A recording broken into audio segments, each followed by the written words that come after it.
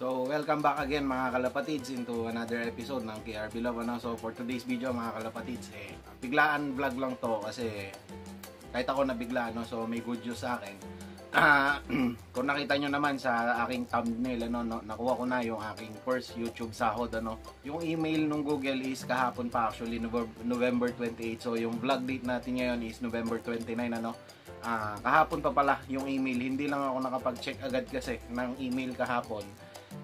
Pumasok na pala yung ating sahod. So kanina lang ako nakapag-check, nakita ko yun nga, pumasok na yung ating sahod. Then nakuha ko na siya kanina actually. So good news yun para sa akin siguro, pero yung aking sinahod syempre sabi ko naman at the end of the day talaga magpapasalamat pa rin ako sa inyo, kasi kundi dahil sa inyo mga kalapatids, hindi naman mamamonetize yung aking channel, then hindi rin ako sasahod or hindi ako magkakaroon ng revenue, kundi dahil sa inyong lahat, sa mga walang sawang sumusuporta sa aking channel. So ayun mga kalapatids, kanina nga nasa trabaho ako, then nagpaalam lang ako para nga kuhanin yung aking sahod.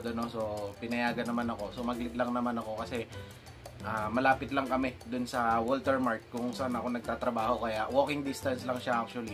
So sinadya ko na, sinaglit ko lang, 30 minutes lang ata, nakuha ko naman yung aking sahod.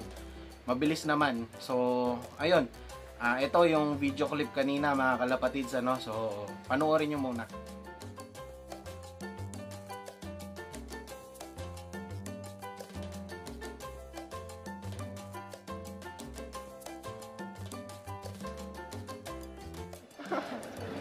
So yun, nandito nga tayo sa Western Union. So actually nasa trabaho ko, then na-receive ko lang yung email na andyan na nga yung ating sahod, so kukunin natin. So ayan, yung mga nagsiserve sa atin. Hello ate. Hello. So nandito ako ngayon sa Walter Mart San Fernando, San Agustin. So ayan, yung company nila is USSC. So, hindi ko alam ano yan. Pero ayan, kukuha na tayo ng ating first YouTube sahod. So, bibigay ko na lang ata sa inyo. Hindi, joke lang. Joke lang. Maliit lang naman. Pag uwi ko sa bahay, short clip lang to, pero gagawin ko na lang ng ibang vlog. I-edit ko na lang, para makita nyo din kung magkano yung sasahurin natin. Pero hindi naman ganun kalaki yan, sabi ko nga. Kasi ang subscribers natin is hindi pa naman ganun kalaki, ang community, kaya later on lalaki pa yan sana, so keep subscribing mga kalapatid sa inyong lahat, So ayan, sila ate, pinaprocess na yung ating sahod, Nakiusap lang ako sa trabaho, naka-duty ako ngayon, so nag-OB lang ako, saglit lang, sabi ko may remittance, so pinayagan naman tayo. Hello.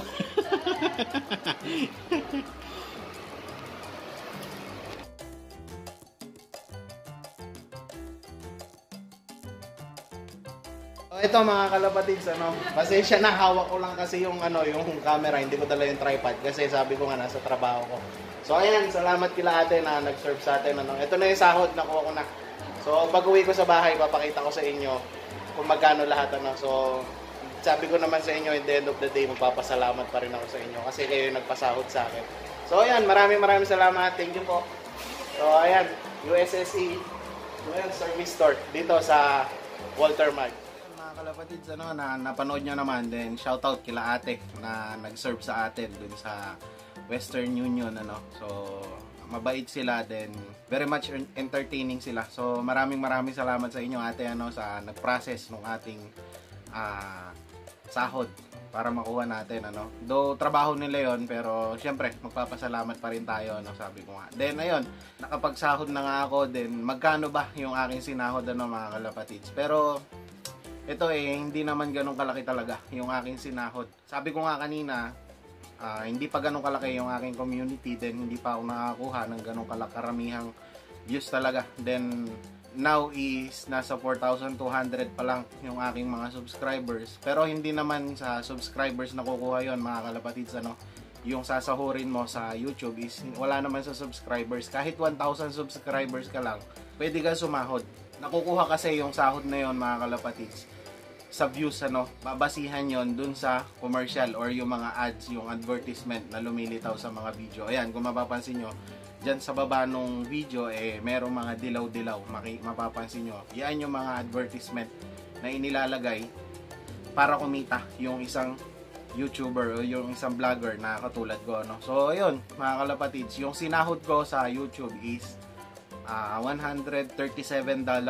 So, kayo nang bahalang mag-compute kung magkano man yung aking sinahod, ano, kasi hindi naman ganun kalakihan, sabi ko nga. Malaki pa rin yung sahod ko ng kinsenas katapusan, ano. Wala sa kalingkingan, pero okay lang yun. Meron akong dumating na pera dahil sa inyo, nadagdagan yung aking income, kumbaga, no. So, maraming salamat sa inyo, mga kalapatids, sa walang sawang sumusuporta talaga sa aking channel. Then dun sa nanalo ng ating pag-gift bird, congratulations kay Ryan G nga ng taga Malolos, Bulacan siya, ano. So, naka-chat ko na siya kagabi. Then sabi ko by next week pwede nang kunin yung ibon. And nalaman ko na nasa Taiwan pala siya, mga kalapatids, ano. Ang kukuha ng ibon is yung kapatid niya. So, nagtatrabaho ata siya sa Taiwan, si Sir Ryan G, ano.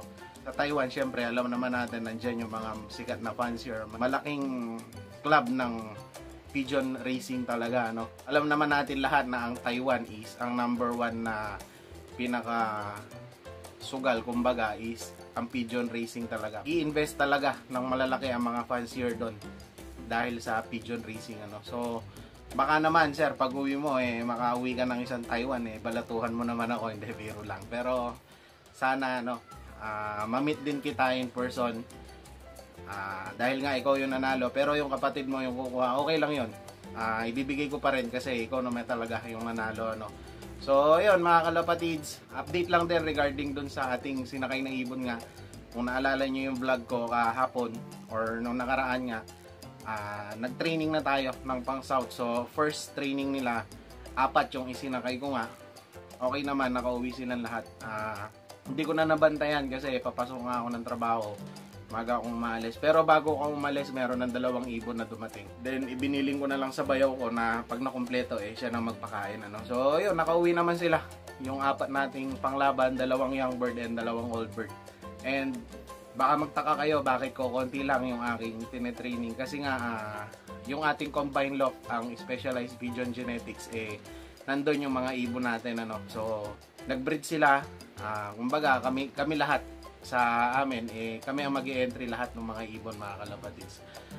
Alam ko is 19 yung mga panglaban namin doon sa tanda ko. 19 yung panlaban namin. Then sana tumapos ng training and may entry namin sila, no. Kasi nga the more entries, the more chances of winning, sabi nga. So ayun, 15 yung panglaban namin doon sa kabilang loft. Though hindi ako maglilipat sila. Pero sama-sama kami doon, mga kalapatids, ano. So ayun, yun lang muna for today's video, mga kalapatids. Then sa mga nagpapabate, shoutout lang muna natin sila, no. So ito yung mga nagpapa-shoutout, ano, mga kalapatids. Shoutout ko kay Aljon Demelietes, then kay Jinel Hernandez, kay Albert Balintona. Shoutout din kay Kian Jamilla. Shoutout din kay Davlok from Palayan City, Nueva Ecija. Then shoutout din kay Eric Flores from Lubao, Pampanga. Ito madalas ko nakaka-chat to, ano. Madalas siya nagtatanong sa akin, then nasasagot ko naman siya. Though hindi pa kami nagkita in person, balak din niya na mag-lock visit dito pag kami oras. Then kung ako din siguro, pag na-area ako dun sa banda nila, pwede akong dumaan. So shoutout po Eric Flores. Then shoutout din kay EJ Kapili. Shoutout din kay Jason Love. So ito si Jason Love is pigeon vlogger din, mga kalapatids. Bisitahin nyo siya or hanapin nyo rin yung kanyang channel, Jason Love po. Then kay Jeffrey Santa Ana from Malolos, or Jesse Jeff Love ng Malolos, ano. So ayan, shoutout din kay Nicole Alonzo. Then lastly kay Aris, wala siyang apelido kasi hindi niya nilagay, ano. So ayun lang yung mga nagpapa-shoutout, mga kalapatids. Sa mga gusto pang magpabate, just comment below, and sa susunod na vlog, babatiin natin kayo. Or, isa-shoutout ko kayong lahat. So, ayun, mga kalapatids. Kung magpapa-shoutout pala kayo, lagay nyo kung taga saan kayo para mas maganda, no, may location. So, ayun, Good luck sa mga may karera itong parating na South. Good luck sa ating lahat mga kalapatids and happy flying.